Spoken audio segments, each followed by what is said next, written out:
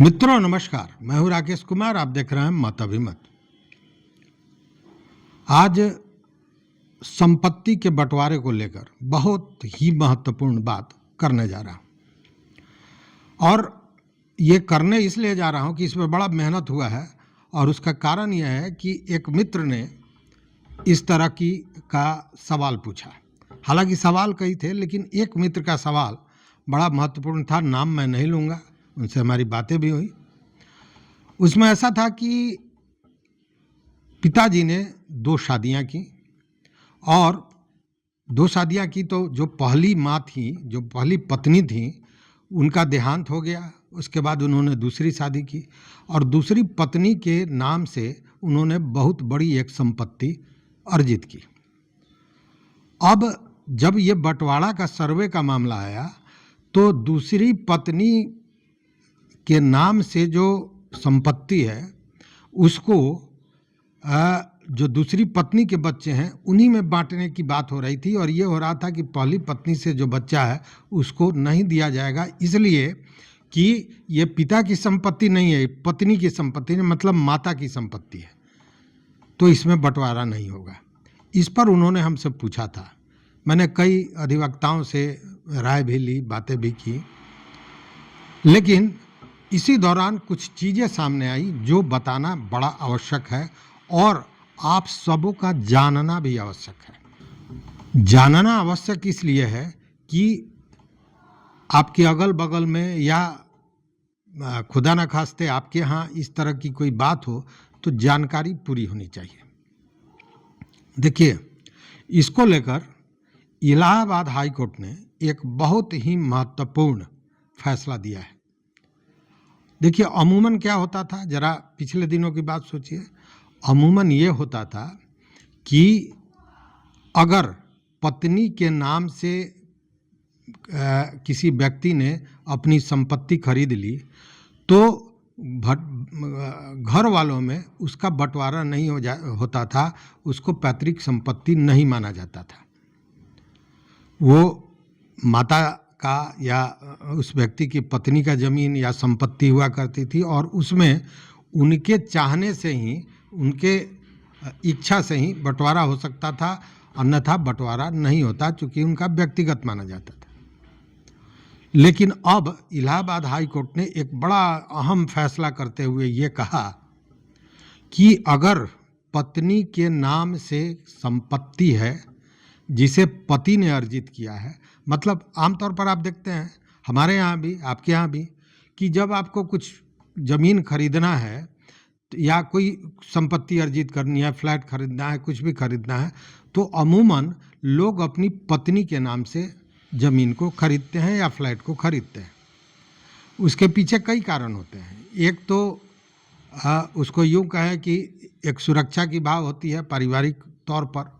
दूसरा होता है कि महिला के नाम होने से कुछ शुल्क में भी कमी होती है और महिलाओं से जुड़े हुए अन्य लाभ भी उसमें मिल सकते हैं। इसीलिए खासकर आप देखेंगे कि महिला के नाम से ज़मीन या इस तरह की संपत्ति अर्जित करते हैं लोग, कि उस संपत्ति में बंटवारे का कोई मामला नहीं होता है, उसको पैतृक संपत्ति नहीं माना जाता था। जो व्यवहारिक पक्ष था वो यही था। लेकिन इलाहाबाद हाई कोर्ट ने एक बड़े महत्वपूर्ण फैसला एक दिया है। ये सौरभ गुप्ता नाम के एक व्यक्ति ने इलाहाबाद हाई कोर्ट में याचिका दायर की और उन्होंने याचिका ये दायर किया था कि उनकी माँ, मतलब उनके पिता की पत्नी, कुछ ज़मीन को किसी अन्य तीसरे व्यक्ति के नाम से हस्तांतरित करना चाहती थी, मतलब उसको देना चाहती थी। और ये पुत्र सौरभ गुप्ता, इन्होंने इस पर आपत्ति जताई कि वह संपत्ति जो पिताजी ने खरीदा था माँ के नाम से, वो किसी दूसरे को नहीं दे सकती हैं, क्योंकि वो परिवार की संपत्ति है।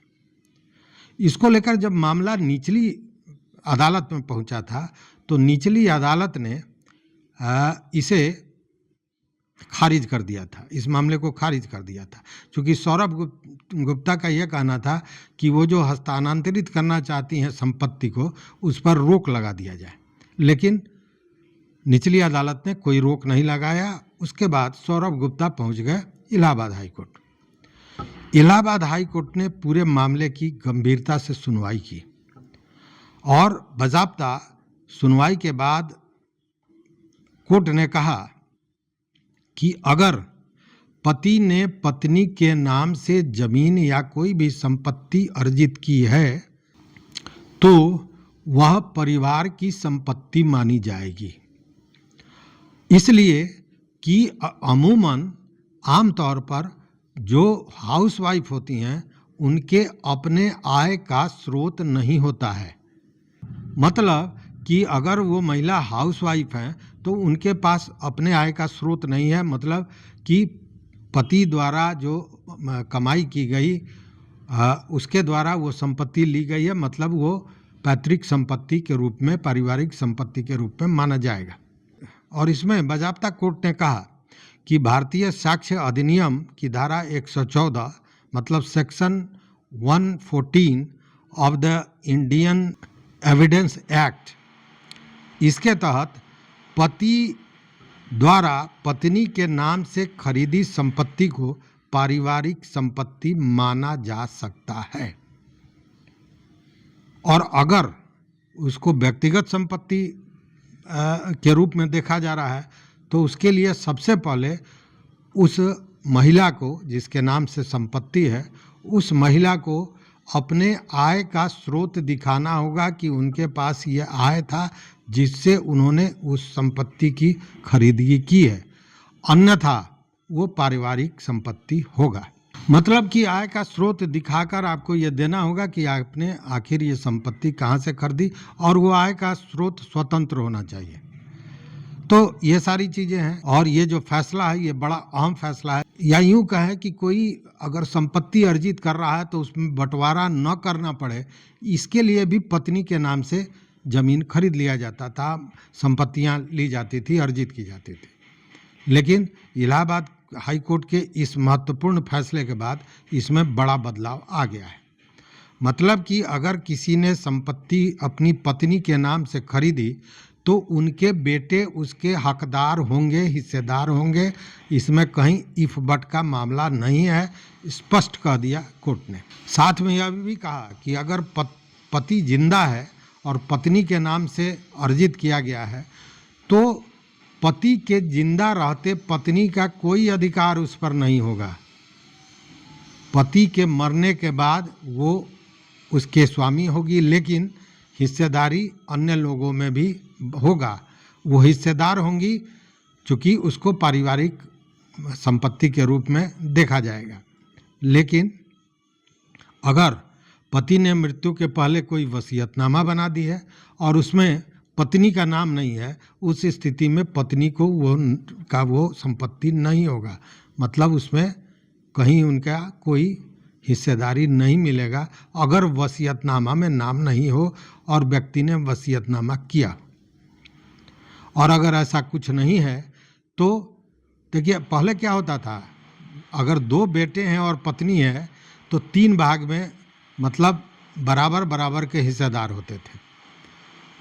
तो कहने का मतलब यह है कि इलाहाबाद हाई कोर्ट का यह जो फैसला है ये बहुत अहम फैसला है और इसने पूरे परिदृश्य को बदल दिया है।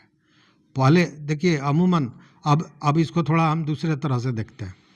देखिएगा आप, मैक्सिमम वैसे लोग जो गलत कमाई, काली कमाई करते हैं, उनकी पत्नी, उनके साले, उनके अन्य लोग जो अरिचित परिचित हैं, उनके नाम से संपत्तियों का बाढ़ आने लग जाता है। वो अपने नाम से नहीं लेते हैं, और पत्नी के नाम से जो लेते थे या लेते हैं उसके पीछे सबसे बड़ा यही कारण होता था कि उसमें कोई दूसरा हिस्सेदारी नहीं ले सकता है और वो पत्नी का संपत्ति होगा, ये दिखाया जाएगा। लेकिन इन सारे चीज़ों को देखते हुए इलाहाबाद हाई कोर्ट ने जो फैसला दिया है वो एक ऐतिहासिक फैसला है और पूरे परिदृश्य को बदलने की स्थिति पैदा हो गई है। तो ये एक महत्वपूर्ण चीज़ था, चूँकि हमारे जो मित्र हैं हमने बताया, वहाँ तो सौतेली माँ और 2 माँ का मामला था, लेकिन इस केस ने उन सारे चीज़ों को स्पष्ट कर दिया है। मतलब कि वो जो संपत्ति ली गई है दूसरे माँ के नाम से, तो पहली माँ के बेटे भी उसमें बराबर के हिस्सेदार होंगे, क्योंकि वो पारिवारिक जमीन माना जाएगा। यही कोर्ट का फैसला है, महत्वपूर्ण फैसला। तो इस वीडियो में बस इतना ही। मित्रों, चैनल पर नए हो तो सब्सक्राइब कीजिए, वो घंटी जैसी आकृति है उसको दबा दीजिए, ताकि जो इस तरह की जानकारियां हम दें वो आप तक पहुंचे। और ये जानकारी अपने मित्रों में ज़रूर बांटें, अपने आस पड़ोस में ज़रूर बांटें, क्योंकि ये एक बहुत महत्वपूर्ण और पूरी दिशा को बदल देने वाला इलाहाबाद हाई कोर्ट का फैसला है। देखते रहिए मत अभिमत। आपके सहयोग के लिए बहुत बहुत धन्यवाद, कोटिशः आभार।